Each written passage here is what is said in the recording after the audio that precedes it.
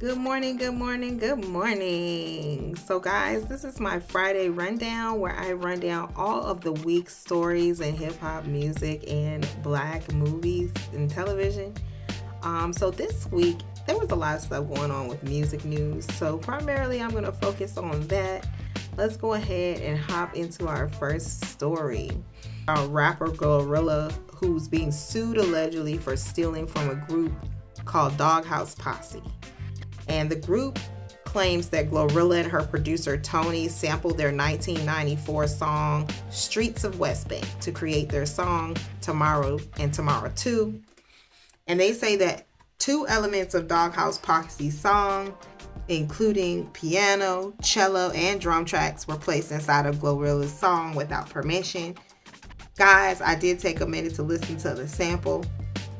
I'm going to tell you, I can hear it straight off the bat. I mean, allegedly they did it, but it sounds to me like it's not alleged. That's just my personal opinion. You can't be out in these streets taking music without paying up. You can't be taking music without giving credit, especially if it's your own people. It be your own people. Like, if you know that someone in the black community is contributing to your music, pay them what they're due. Give them their respect, give them their money. And I feel like Glorilla's camp is really letting her down. In fact, this is Glorilla's second or third time being sued this year alone. I think allegedly she currently has some cases that have been opened because earlier this year when a stampede broke out at her concert, it left 9 people injured and 2 people dead. And it's a tragic situation. We can only hope that Glorilla can work something out with Doghouse Posse and move forward, because she has those cases going on, which are very serious. And I like Glorilla, and I think she's beautiful as well. Guys, TMZ broke this story, and I don't know if this picture is photoshopped, but they put the most hideous photo of Glorilla I've ever seen. Like, this does not look like any of her other pictures. It looks very photoshopped to me. I'm just gonna say that. But I wish her well. I hope that she can get past this. I mean, she seems like a really positive person, and her team needs to make sure her venues are the correct sizes. Her team needs to make sure that her music is signed off on. Like, she's just gotten started. She doesn't need all these problems. But that's all for this story, and we'll keep you updated and, let you know as the case progresses. Speaking of Photoshop, Lotto is accused of photoshopping the crowds at Coachella. And let me just say that this is not a big deal to me. I really don't feel like... I mean, obviously, there was a lot of footage of Lotto. She drew a lot of attention to herself when she went after Nicki Minaj. So it's not like she was trying to make up a fictional crowd. Like, the crowd was full out there. Everyone saw it was full. So why did they need to come after her for something that they know wasn't true? Like, if the crowd was already full, she photoshopped this for other reasons, Long story short, Lotto got fed up and actually decided to remove her IG or her Twitter. I believe it was IG for a time. Of course, it's back up. And she also released Put It on the Flow today, which is her new single. And the single was aimed towards Nicki Minaj. But the line that caught everyone's attention, which, I mean, completely shocked me, because, I don't know, I think everyone knows she was aiming for Nicki. It was kind of odd that she decided to call out Coi Leray. And it kind of came out of nowhere. I mean, I don't see where those guys would have beef. But Coi Leray was one of the first of the up-and-comers, the new girlies, the new rap girlies, to get a feature from Nicki. And so everybody's saying that Lotto is jealous of Ice Spice. Maybe she got a little jealousy for Coi Leray as well, because Coi Leray got a feature from Nicki as well, even though that quickly went sour. But then other people are looking at it on a different perspective and saying that she wasn't criticizing Coi Leray. She was just... Some people thought it was a compliment. I don't know. I'm going to read you guys the line that she rapped. You tell me what you think. Does this sound like a compliment? Or does this sound like she was trying to bring a sister down? Because it's hard to really tell with Lotto. I think Lotto needs to be more clear and structured with her word choices. That's one of the reasons that her rap is not considered its prime sometimes. Like, some of the words she chooses to rap can be misunderstood. Like, for instance, when she said at Coachella, when she debuted the song, I originally thought she said what's up. She say it's up. So put it on the flow. But then it comes to find out it was saying something else. So I know that she has an accent. She's a country girl. Nothing wrong with that. But I really feel like she could use a little more education in the word game. Like, maybe become more of a wordsmith and add more words to her repertoire and more meanings to her repertoire to kind of, so that her hooks will be better. Because sometimes I just don't get it, but I like the beat and I like the way her voice sounds, so I go along with it.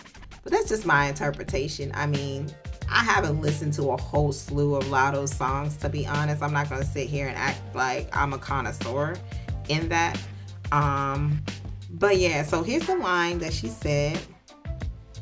So she said, smoking on that gas, blunt big as Coi Leray.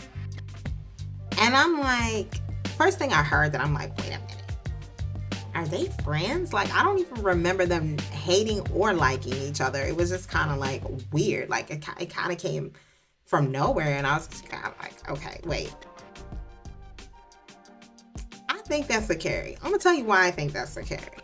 I'm going to tell you why I think that that's a drag. I'm going to tell you why I think she put disrespect on Coi's name. Because, I mean, in the streets, I've heard lots of jokes about you're not as big as a blunt, or you shape like a blunt, straight up and down.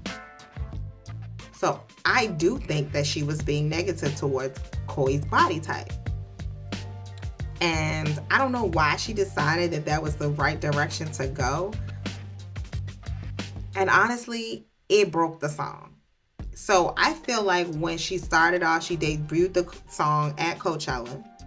She made it clear that she was talking to Nicki by saying, we're tired of the subtweets. And so everyone was like, oh, she's gunning for Nicki. She's gunning for the queen. She's coming for the queen because she wants to challenge the queen, because she wants to be the best. And that's why everybody was cheering for Lotto, and Twitter was going nuts and just saying, yes, this is what rap is about. But once she dropped the actual song, and now everyone's hearing that she's putting Coi down, who had nothing to do with this. Nobody knows what she's talking about. I feel that this is going to mess with her album sales. Her album could have been way more bigger if she would just aimed it at Nicki and kept it at Nicki. But this also makes me wonder, did something happen behind the scenes with Coi that maybe we was thinking she was talking about Nicki the whole time, but really she called out Coi directly because she said we're tired of the subtweets. So I'm just going to be direct with who I'm talking about, and then I'm going to drop Coi's name because that's who I'm talking to. But in the meantime, while I'm talking to Coi, I'm also going to go ahead and address Nicki as well. But here is me trying to read through the lines on this. Okay, so I'm just going to quickly go over the lines that stood out to me. So in the first verse, she's obviously referencing Ice Spice because she says, rip me out the plastic, I've been acting brand new. Now, if you guys don't know, Twitter was definitely going off on the whole "she stole my emotes, she do my emotes" line. And when Lotto did that pose that was familiar to everyone from Ice Spice, she reposted a post all the way from, I guess, a year or two ago, where she was already doing that post before Ice Spice even came out, just to prove that she wasn't acting brand new, that this is in fact something she's always been doing. So basically, she's trying to reference that event and just be sarcastic about it, saying, "Rip me out the plastic, I've been acting brand new," when in fact she has not been acting brand new. So that first line directly references Ice Spice and saying, like, I'm not biting her style. The second line is definitely referencing Nicki. B words acting like they they really ran through. So basically saying, you've been in this game so long, you're done, you're over, you're washed up. Like, you don't run this. You're not going to tell me what to do or how to do whatever. She said she'll never trap Nicki. She's saying she'll never be strong and loyal towards Nicki, ever. It's not going to happen. So that stood out to me. And so this whole first verse is basically about Nicki, and she touches a tad bit on the Ice Spice drama, but as far as I can see from the rest of the lyrics, let me see. I think that she just makes a few references to them in the beginning, and then she comes back at the end of the first verse and says she thought I would kiss her butt. She must ain't took her meds. Tuh. Obviously on Twitter she did reference that regarding Nicki, so she was talking about Nicki in that one. Now, as we go down, as we veer into verse 2, this is when it gets confusing. No one knows about this beef between her and Coi Leray. So why do we think she's coming for Coi? Well, verse 2 starts off, smoking on that gas, blunt, big S Coi Leray, right? So the next line reads, B words like to run their mouths, but I'm the type to run the fade. Ha! That's the dead giveaway right there. That's the dead giveaway. So basically, Coi Leray been running her mouth behind the scenes, and word got back to Lotto. So Lotto got mad and decided to run off, right?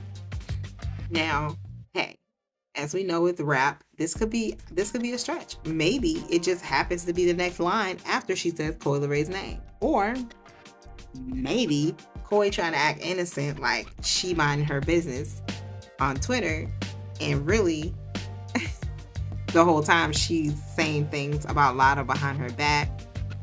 So Lotto decides to use this song to reference her as well. So I'm just thinking that all the stuff she's saying in this second verse is in regards to Coi. So if we go deeper into the verse, she then says, it's beef. If it's beef, then let me know. Baby, why you hiding it? So that tells me that she felt like Coi had a problem with her and she's pretending like she don't. Right? Come on now. Let's read it between the lines. It's like Punani. We all know that cats is giving fish. So I don't know if this is true or not. I hope it's not, because Coi be wearing them tight, short shorts. But Lotto said that it's giving fish. That cat is giving fish. So basically, from my interpretation, something was said by Coi that got back to Lotto, and she decided to really lay it down and put it out there like, if it's beef, then let me know. Why you hiding it? So a lot of people were giving Lotto grief, saying she's subbing, but saying she's tired of the subs. In the second verse, she's not subbing. She's clearly mentioned that Coi Leray got a body like a blunt that goes straight up and down. She's dissing this woman. You know, people saying that, no, I think it was kind of like a compliment. How is it a compliment when you say you shape like a blunt? Like, that is a known disc in the community. Like, I've heard people use that roast so many times. So, um, just to sum it all up, verse 1 is giving Nikki, you don't run nothing. It's giving Ice Spice, I'm not copying you. Verse 2 is giving Koi, I heard what you said. Stop running your mouth. If you're going to pretend like you're not running your mouth, I'm going to bring it straight to you. And here's what I know about you. It's giving fish. Stop, y'all. I'm going to stop. I like Koi Leray. I like her. But she got straight carried in this song. And she tried on her hardest on Twitter to stay out of this. But if she really is running her mouth behind the scenes, she got to fire back. She got to fire back. But anyway, with that said, I give this song a 7 out of 10. 7 out of 10. So let's move on, guys. Let's go ahead and talk about Coachella since we're talking about Lotto's. She performed and she brought out a few acts. She brought out Saweetie. She brought out Lola Brooke, who I'm obsessed with. What? Did somebody say Lola Brooke? This girl raps so good, guys. Ugh, I can't tell you. I love that hard-hitting, aggressive style of rap. Just like similar to Foxy Brown, and I just really like it, and I just want to hear more of it. And hopefully Lola is not slept on by the public and she gets the push she needs, because she's a bomb rapper, like no joke. And I think it was amazing that Lotto teamed up with her. If you guys are not streaming their single, Don't Play With It, definitely do that. So she also brought out Tia Kareem. That's the name of the song with Lotto, and Freaky T is the name of the song with Lotto and Tia Kareem. So Glorilla, she gave a Gangsta Boo dedication during her performance. Dope. I didn't really like her fashion. I'm just gonna say it. I mean, it was given late 1990s for me. I kind of, that baggy Aaliyah look is cute, but when you got all those patterns going on with that, it kind of doesn't give the same cute appeal.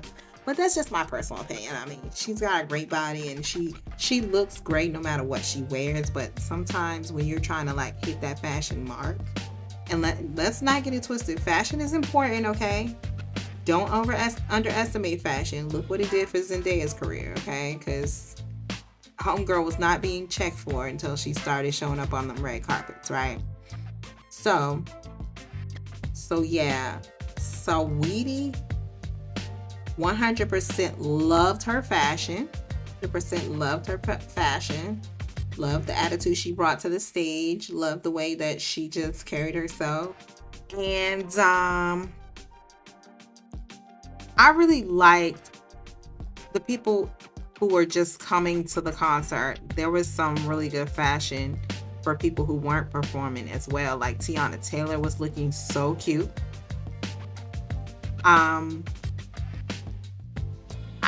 I liked Lori Harvey. She was dressed by Revolve. So this was a sponsored event for her. She was sponsored by Revolve.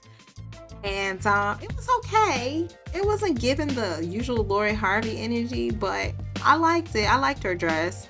You can go and grab that over at Revolve. I'm probably going to get me one because it's cute, but I don't think it was Coachella worthy though. I wish she would have pushed the envelope a little more like she usually does. But she didn't dress herself, so I'm going to let this one slide. But back to Lotto, she had her outfit customized, and let me tell you, I liked it. It was very cute. I feel like she was kind of queen of fashion for Coachella this year because V-Hud wasn't there.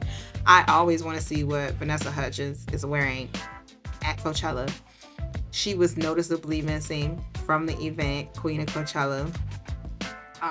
But she was out filming. She's filming a project. So, yeah, but yeah, it was giving. Lana was giving tribalness. She was giving futuristic tribal deity, Mad Max queen. Like, I was loving it.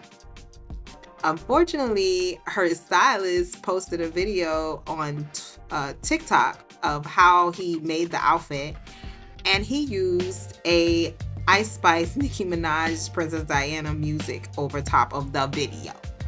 A lot of people were saying, oh, she's biting their style, she's just trying to get clout.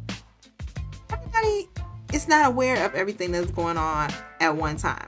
Lotto probably didn't even know this video was being made with this song. Like, people need to calm down, okay? She doesn't have a master plan where everything she does and every move she makes is trying to get clout so she can get to the top. I mean, if that really was her intention, I think it's hard to hide, because these celebrities are putting too much on the internet these days, and it wouldn't be hard to see if she was clout chasing. Moving on, I really didn't see too many people that I was like, ooh, you know what I mean? It's Coachella, it's supposed to be lax anyway, but those are the few people that really drew my eye in. And yeah. So now that we're done talking about Coachella performances and fashion, we're gonna move on to the next story. And you guys, I hope you like this podcast format. I'm going to be doing this weekly because it's fun. Who doesn't like a good podcast? If you have anything you would like me to talk about on the podcast, my opinions, unpopular opinion, you can just comment down below. Your girl will hone in on that. So this week, as you guys know, Nicki Minaj and Ice Spice released their project, Princess Diana Remix, which many fans thought would go to #1 on Billboard Hot 100. And, my video was a little bit harsh. I'm going to be honest. I was kind of disappointed. I was let down. I don't know. I thought it was going to be about the music for Nicki. And she just released Ruby Red the Sleeves that had a whole lot of dissing on it. And that was good for what it was. And then I'm like, okay, yes. Now we're going to just have some dope lyrics come from her. Because she's Nicki Minaj. Like, come on now. She's the queen of writing. To hear that she used the beat just to diss again, it was a letdown for me. And it made me upset as a fan. So that's kind of why I was extra critical. And then on top of that, I feel like Ice Spice abandoned her core look. She abandoned her core style. And I do feel like this was damaging to the record as a whole. Like, the whole tone of that video was Nicki. And no shade to Nicki. I mean, she's Nicki. Like, come on. However, Ice Spice became popular not just because of her lyrics, but because of her looks. And to see her just up there wearing some regular schmegular pink girly thing. I mean, sometimes people just want to be that way. But the vibes I was getting weren't authentic to her. It was kind of like, okay, this is my little cute moment, my cute moment. I'm just going to do what Nicki say type moment. And, I didn't like it. I felt like it would have banged so much harder if Nicki was Nicki, Ice Spice was Ice Spice, and they just went in with their signature styles and some really dope looks and just spat crazy cool lines, unbothered by anybody else. It just would have been so much. It would have been a moment. But instead, it turned into a diss track. She turned it into a diss track. And I'm just like, and some people might say, oh, it was a diss track already because she's saying a few things about, people already. Okay, yeah, but it was, it really wasn't a diss track before Nicki hopped on and turned it into a diss track and tried to rub Ice Spice in other people's faces. When really nobody but Lotto was bothered by that situation. Lotto was the only one who was bothered by this situation. So I don't know. It was a missed opportunity once again. Like I'm waiting for big things to happen in music like it used to happen, and just I want itty bitty piggy Nikki back. You know what I'm saying? I want super bass Nikki back. I want Moment for Life Nikki back. I want Monster.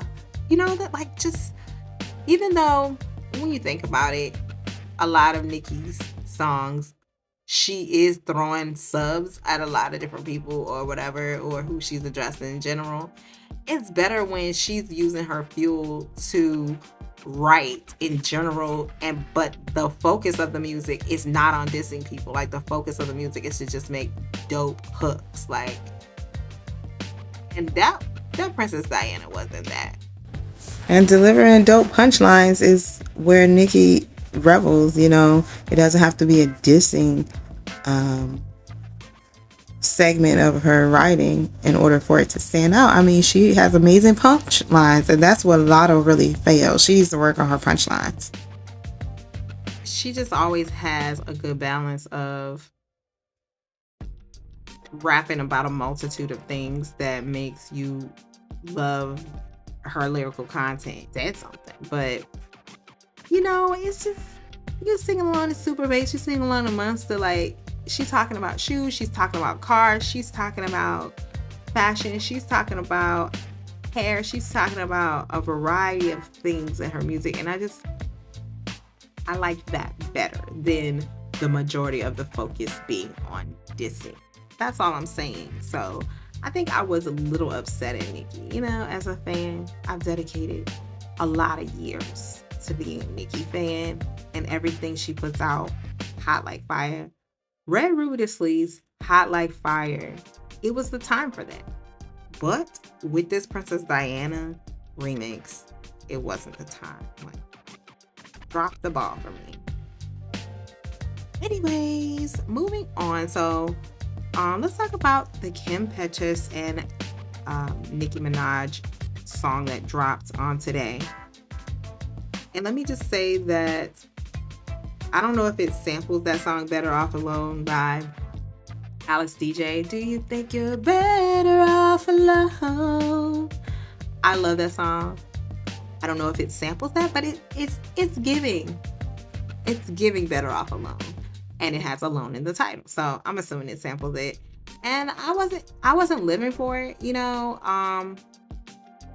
It just was too reminiscent of that song for me. I don't like when songs are too similar. But just to re-examine Nicki's portion, how she put her rap down on that song, which was more of a balanced song. This is kind of what I was looking for from Nicki, like a really good balance. Like, she's making a generalized statement that she's Nicki, she's the best, she's not imitating. That went over well. I didn't feel like she took all this time to, you know, basically paid people dust in this rap and made it all about the music. And I liked it. It was good. It was a little simple, you know, it was just basic rapping, but I'm here for it. I did like her verse.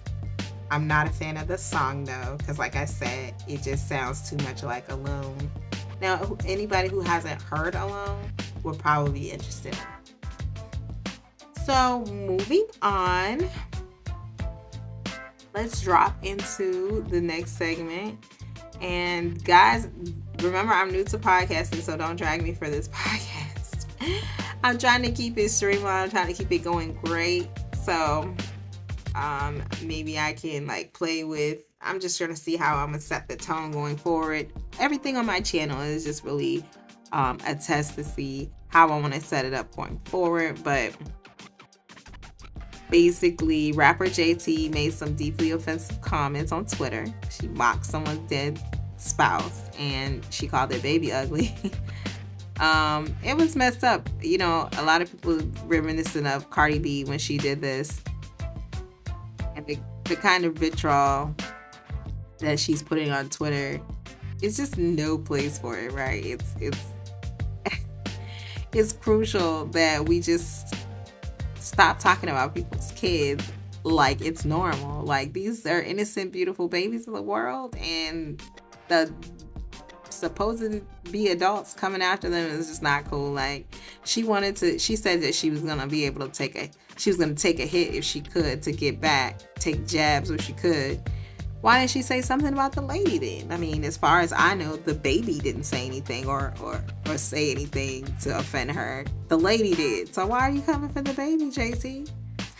Why are you coming for the baby? And so it was crazy, but all in all, I would say that celebrities are still human. They make mistakes. They're people too. And sometimes when you catch them and they're in their mood, you might get chewed up. And that's just what happened with this one. But yeah, it was dead wrong to keep the baby in the subject line. She shouldn't have done that. And to make matters worse, she actually... Guys, I'm trying so hard not to laugh at this. So out of nowhere, JT says that baby looks like... And I quote, Finesse 2 times. So Finesse took to the internet to clarify that he's not ugly. Now, I'm not even going to chime in on my personal preference of males. Maybe he's not JT's cup of tea in terms of what she think a beautiful man looks like, or what she thinks a handsome man looks like. And so... he was like, ugly where? This just got all out of hand. I don't know what's going on with rappers just randomly pulling other rappers into drama. You know what I mean? It's giving crazy. But basically, the reason why JT went off is because Lil Uzi Vert is cross-dressing a little bit. They didn't call it cross-dressing. No one called it cross-dressing. But in my opinion, that is what it is. And when you're dressing simple, even if it's a simple version of an opposite gender, that is, what he's doing. I don't know if this is for a part in his music video. I don't know if he's doing this like as an artist because he's got something in the works. We don't know. Lil Uzi could be filming a video, and for comedic effect, he painted his nails pink and, started wearing his hair in a more feminine manner. But for some reason, somebody decided to come out of the woodwork and say something towards JT about it. I know she's associated with him, but it's not her choice for what he does. Like, that's what he wants to do, like somebody say, you really taking this city girl down. So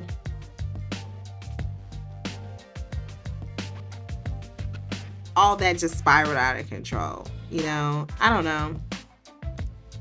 know. I feel like when you're an artist, sometimes whether it's a male or a female artist, they like to push the envelope. They like to experiment. Lil Uzi, he's one of those artists that I notice experiments a lot. So it really wasn't odd to me when,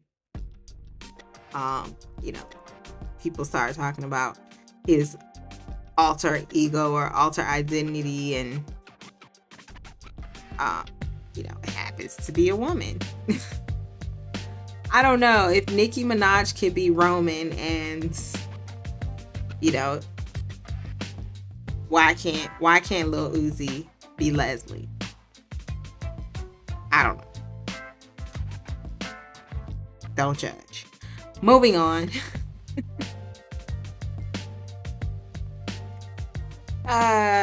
Boy, I'm just laughing because people can get volatile. Like, it's really serious. But anyway.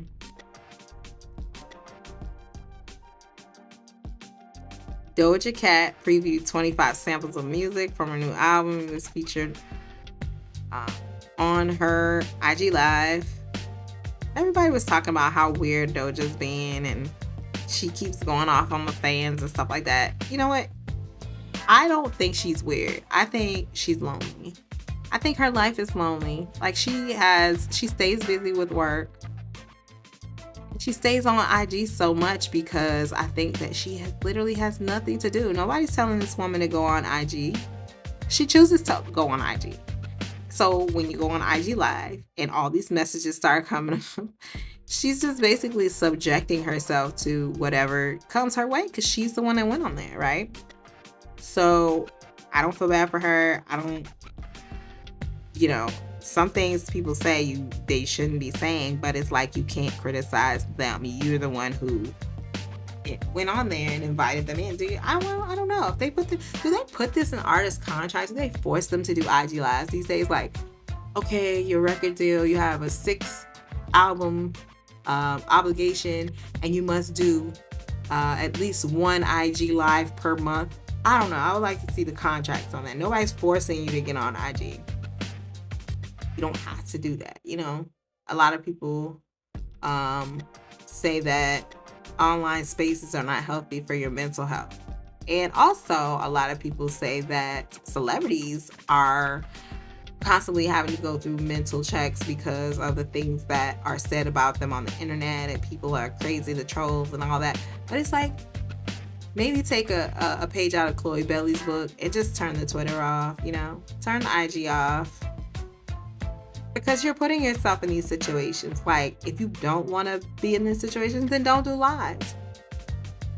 You have the ability to turn the comments off. You can still participate in social media without being super interactive. Like, that's not something you have to do. And I've seen plenty of pages that are not interactive in terms of allowing comments and stuff like that, and they still flourish and they still do great. So do these celebrities need to interact with social media? Absolutely not. Absolutely not. And so some of the crazy antics that Doja are doing, I think she just gets a kick out of it because she can't. Either that or she's lonely.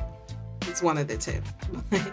I know she's having fun. If it's not like a lonely thing or a mental thing, and I'm hoping it's not, she's having fun with it.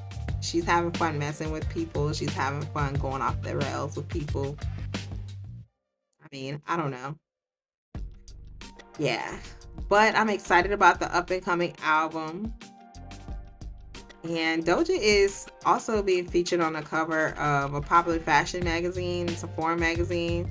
So she's definitely the one to continue to watch. I'm hoping her new album has a feature from Nicki on it, because if it doesn't, Nicki's career will be over. And I quote, if Doja's new album does not have a feature from Nicki on it, her fans are gone. And we'll talk about that in another video, why I believe that, but that's just a theory for me. Well, we've got 15 minutes left, so I guess I'll wrap up with some other things that have been on my mind. So RuPaul's Drag Race revealed their winner, their new queen, and the queen is the first Hawaiian drag queen to win. So that's amazing. I don't know if you guys are fans of RuPaul Drag Race. I do love it. I still need to catch up on some episodes that I have missed, but sometimes you go back and forth and you're just like,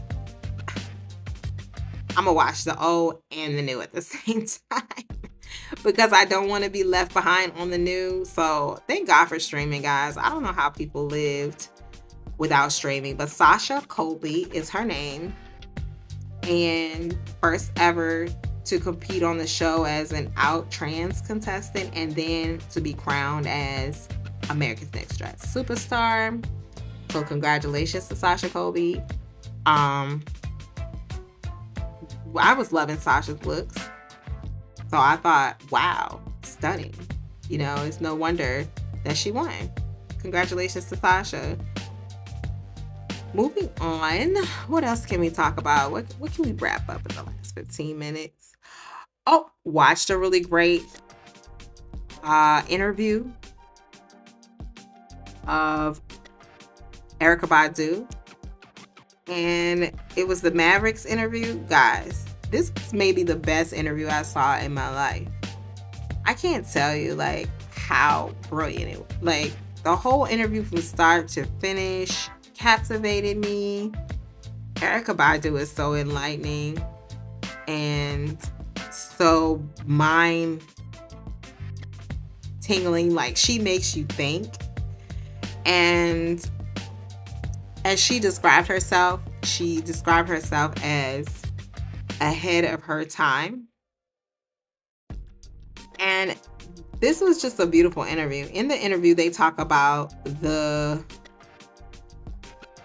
word woke and how it became a movement. Erykah Badu actually started using that word and it took on a life of its own. They talk about transcendence, AI. They talk about, her comparisons to Billie Holiday. I did not know that Erykah Badu never heard Billie Holiday before. I mean, I was just shocked because she sounds so similar, but she did say that she ended up hearing Billie Holiday after her sound was released. So she wasn't, copying Billie's style. It just kind of worked out that way. And if you guys haven't gotten a chance to look at it, go ahead and do it. It's MSNBC runs this Maverick interviewer with Ari Melber. He's the interviewer. He did a great job. I mean, he is so wow, he's so down to earth. So, I mean, I was really surprised at his whole tempo. He really kept the interview interesting and had interesting questions, and he really had vibes going on with him and Erykah, and it was so amazing. I loved it. Guys. So definitely go ahead and check that out. I'll leave the link down below because it's a must see. Lumdi, or Lumidi, as some people pronounce it. I think it's supposed to be pronounced Louis D, but Lumidi. It's featured on Red Ruby and Sleeves with Nicki Minaj, and a lot of people is hoping that Nicki releases some visuals with her in the video. And I'm here for it. I like Lemmy D. And let me just say, homegirl is looking real healthy and real young for her to be the age she is. So Nick Cannon forgot the name of one of his children. Let me just say here that Nick Cannon looked exhausted in this video. That's no excuse though. I mean, it was also early morning. I'm not saying that to make excuses for Nick, but he just doesn't look like his thinking cap was all together. But I think that what made it so bad was basically that the baby he left out of all the 12 children was the only child who was fully black. That for me, I mean, I was like, Nick, are you being serious? So out of all of the baby mamas he has, a lot of people in the past have given Nick criticism about him having babies with a lot of half white women. And as soon as they started giving him criticism about that, he all of a sudden gets a black woman pregnant, a dark-skinned black woman, a fully black woman pregnant, right? So they have a baby, beautiful Onyx Ice Cole, and he left her out when he did a recent interview with Howard Stern, and Howard asked him, do you know the names of all your kids? And he's like, of course, don't you know the names of all your kids? You know what? This just kind of, guys, I don't think he meant to do it, but in terms of her not being as memorable, I mean, I think she was the newest one. She's like the youngest one, right? How you forget the newest kid? Like, that's the newest one. That's like saying, I don't remember buying those shoes. You know what I mean?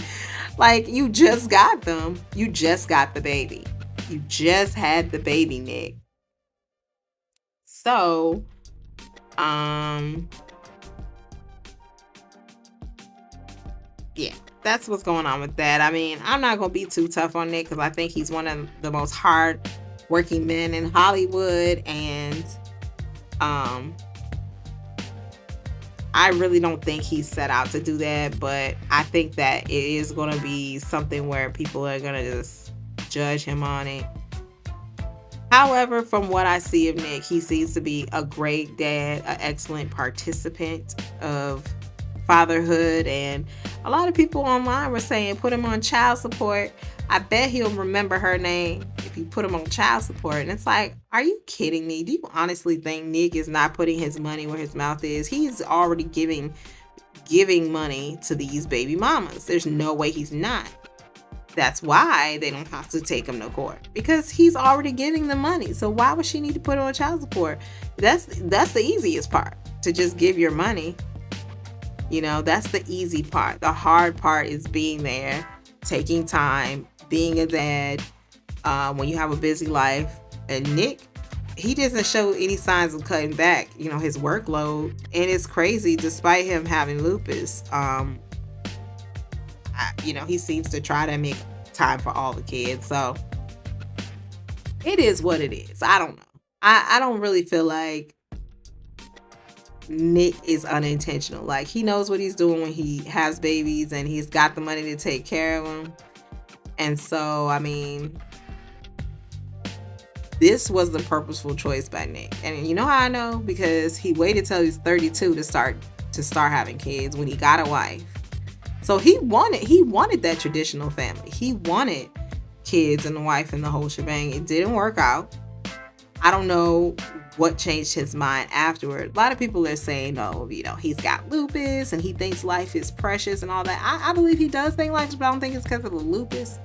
I mean, he's got plenty of money. Most people with lupus live to life expectancy. It's not one of those diseases where as soon as you hear it, you're like, oh, you're gonna die. It's not that type of disease, but it is very debilitating. So, it's like, to see him making the moves he makes and working consistently and trying to keep up with all these kids he got. It's like, wow, how do you have the energy? But yeah, people making a big deal out of that, like using it as an opportunity to put him down. And I did watch his recent show with Kevin Hart, the Celebrity Prank Wars. Kevin, boy, that Kevin is funny. If you haven't gotten a chance to see Celebrity Prank Wars, Kevin and Nick are pranking each other in the first episode, and every chance Kevin gets, he throws a joke out at Nick, about how many kids he has and stuff like that. Well, I think Nick is a good sport for taking it, but at the same time, I don't know. Sometimes he gets this look on his face like, why can't y'all just leave me alone about my kids? This is what I want. I want my kids, and then that's what he wants. So that's what he went after. That's what he did. I don't know what number he's going to stop at, but yeah, that's my whole thought about Nick Cannon this week. I'm going to close this podcast out with saying thank you so much if you watched this far until the end. And if you have gotten to the end, celebrate by posting in the comments down below, first pod, because it's my first podcast. My name is Tia. Thank you so much for listening. And be sure to subscribe and like for more podcasts, more celebrity news and entertainment. And I do focus particularly on Black entertainers, but every once in a while I'll throw something in if it's relating to the culture of United States, because we are here in United States celebrity culture that's outside of the realm of Black celebrity entertainment. If you just like keeping up with celebs in general, this is a good place to subscribe from. And I'll see you in the next one. Have a great weekend.